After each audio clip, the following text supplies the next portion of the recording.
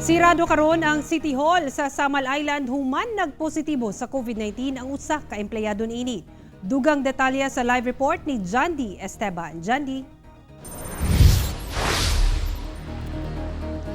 Sara, nagpadayon ang contact tracing sa CHO aron ma-identify ang mga close contact sa maong pasyente. Samtang lakip sa gitrace karon sa CHO ang mga naduulan sa mga COVID positive sa usa ka barangay sa isla.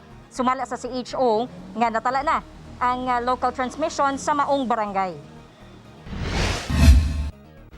Sugod karong adlaw hangtod November 13, sirado ang Samal City Hall gumikan ipailawom kini sa disinfection. Human nagpositibo sa COVID-19 ang usa ka empleyado. Matud sa City Health Office, maayo na lang kay nagpatuman na daan og alternative work arrangement alang sa mga empleyado. Rason nga dili kayo daghan ang natakdan. Sa Lunes pa mubalik ang operasyon sa City Hall.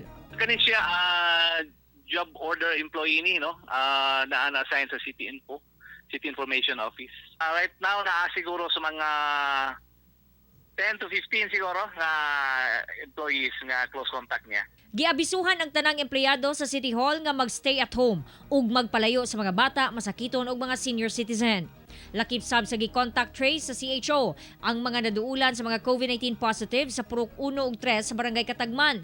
Ang maong mga purok gipailawom na sa lockdown. Aduna tay local transmission na nagudal sa kabarangay dinhi.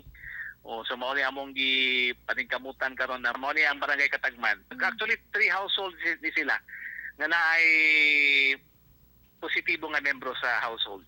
Sa 65 confirmed COVID-19 cases sa isla, 24 ang active cases, 47 ang naayo na ug 3 ang namatay. Samtang aron di madugangan ang mga kaso sa COVID-19 sa isla, dili na basta-basta matransport ang patayng lawas pasulod sa isla. Gumikan pangitaan kini og medical certificate aron masigurong dili infectious disease ang hinungdan sa kamatayon niini. Kung COVID-19 ang hinungdan sa kamatayon, kinahanglan nga sundon ang health protocol sa Department of Health nga i-cremate ang pasyente uban ang mga gamit niini aron mapugnan ang pagkatag sa maong sakit. Mangita gyud mi og kanang medical certificate nga gikan sa doktor nga dili siya COVID positive, no? Una siya makasulod diri sa Samal, gina-check sa namo ang papilis. Sa update sa ihap sa mga COVID cases sa Samal Island, miabot na sa 74 ang total number of COVID cases sa isla ug 48 na ang naka-recover. Sara.